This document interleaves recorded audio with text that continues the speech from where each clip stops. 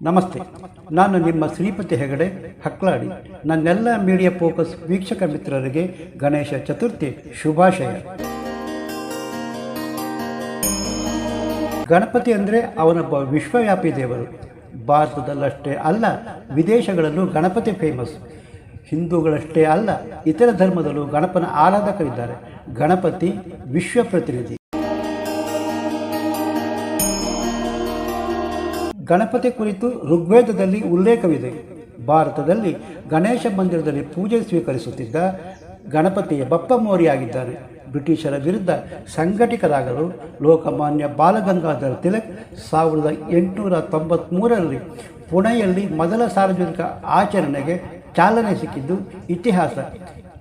5 ಪಂಥಗಳಲ್ಲಿ ಗಣಪತಿ ಆರಾಧಕ ಪಂಥವೂ ಇತ್ತು ಅಂದರೆ ಅದು ಗಣಪತಿ ಮಹಿಮೆ.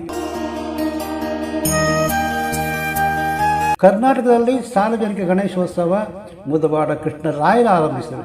ಸಾರ್ವಜನಿಕ ಗಣೇಶೋತ್ಸವ ಆಚರಣೆ ಹಿಂದೂಗಳು ಅಷ್ಟೇ ಎಷ್ಟು ಸಂಘಟಿತರಾದರೂ ತೀರ್ಮಾನ ನಿಮಗೆ ಬಿಟ್ಟು ಬಿಡುತ್ತೀರಿ. ಗಣಪತಿ ಕುರಿತು ಇತಿಹಾಸ ಕೆದಕದೆ ಛತ್ತೀಸ್ಗಢ ನಾಗಗಣಪತಿ ದೇವಸ್ಥಾನ ವಿಶೇಷ ತಿಳಿಸುವ ಪ್ರಯತ್ನ ಇಲ್ಲಿದೆ.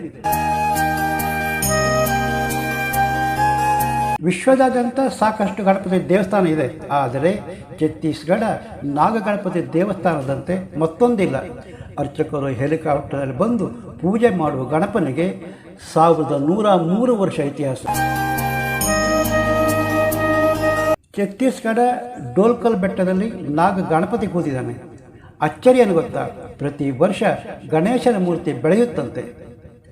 ಮತ್ತೊಂದು ವಿಶೇಷ ಏನು ಅಂದರೆ, ರಂಗೋಲಿ ಹಾಕಿದರೆ ನಾಗ ಗಣಪತಿ ಮೂರ್ತಿ 360 ಡಿಗ್ರಿಯಲ್ಲಿ ಸುತ್ತುತ್ತೆ. ಮೂರ್ತಿ ರಂಗೋಲಿ ಸುತ್ತೋದಕ್ಕೆ ಕಾರಣ ಭೇದಿಸಲು ಸಾಧ್ಯವಾಗಿಲ್ಲ. ಎಂತಹ ಅಚ್ಚರಿ ಅಲ್ವಾ?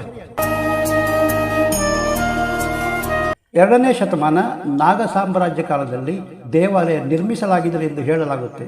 ಗಣಪತಿ ಮೂರ್ತಿ ಕಲ್ಲು ವಿಶೇಷ. ಮೂರ್ತಿ ಕೆತ್ತಿದ ಕಲ್ಲು ಮತ್ತೆಲ್ಲಿಯೂ ಕಂಡು ಬಂದಿಲ್ಲ ಎಂದು ಪುರಾತತ್ವ ಇಲಾಖೆ ಹೇಳಿಕೊಂಡಿದೆ.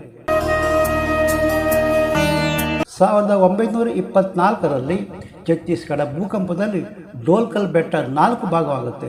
ಆದರೆ ಗಣಪತಿ ಇರುವ ಬೆಟ್ಟದ ಭಾಗ ಏನೂ ಆಗದೆ ಹಾಗೆಯೇ ಉಳಿದಿದೆ ಎಂದರೆ ಅಚ್ಚರಿ ಅಲ್ವಾ?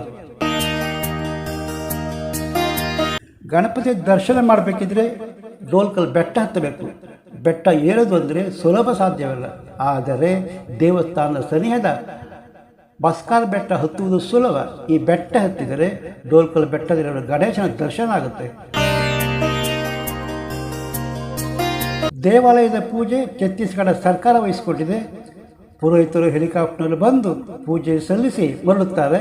ಹಾಗೆ ಹೆಲಿಕಾಪ್ಟರ್ನಲ್ಲಿ ಬಂದು ಪೂಜೆ ಸಲ್ಲಿಸುವ ಮತ್ತೊಂದು ಗಣಪತಿ ದೇವಸ್ಥಾನ ಇಲ್ಲ. ಇನ್ನು ಬೆಟ್ಟದಲ್ಲಿ 2 ನಿಲ್ಲುವಷ್ಟು ಸ್ಥಳಾವಕಾಶ. ಆದರೆ ನಾಗ ಜನಾಂಗ ಭಕ್ತರು ಸುಲಭದಲ್ಲಿ ಬೆಟ್ಟ ಹತ್ತಿ ಗಣಪತಿ ದರ್ಶನ ಮಾಡ್ತಾರೆ. ನಾಗ ಗಣಪತಿ ಮೂರ್ತಿ ಕೆತ್ತನೆ ಮಂತ್ರಶಕ್ತಿಯಿಂದ ಆಗಿದ್ದು ಎನ್ನಲಾಗುತ್ತೆ. ನಾಗ ಸಾಮ್ರಾಜ್ಯದ 21 ಚಿಹ್ನೆ ರಂಗೋಲಿ ಹಾಕಿದರೆ ಗಣಪತಿ 1 ಸುತ್ತು ಬರುತ್ತಾನೆ. ರಂಗೋಲಿ ತೂಕದ ಒತ್ತಡಕ್ಕೆ ಗಣಪತಿ ಮೂರ್ತಿ ತಿರುಗುವಂಥ ತಂತ್ರಜ್ಞಾನ ಆ ಕಾಲದಲ್ಲಿ ಮಾಡಿದ್ರು ಅಂದರೆ ಅದೆಂಥ ಮೇಧಾವಿಗಳಾಗಿದ್ದರು ಅಲ್ವಾ? ಆದರೆ ರಂಗೋಲಿ ತೂಕದ ಬೇರೆ ಯಾವುದೇ ವಸ್ತು ಇಟ್ಟರೂ ಗಣಪತಿ ಮೂರ್ತಿ ತಿರುಗೋದೇ ಇಲ್ಲ.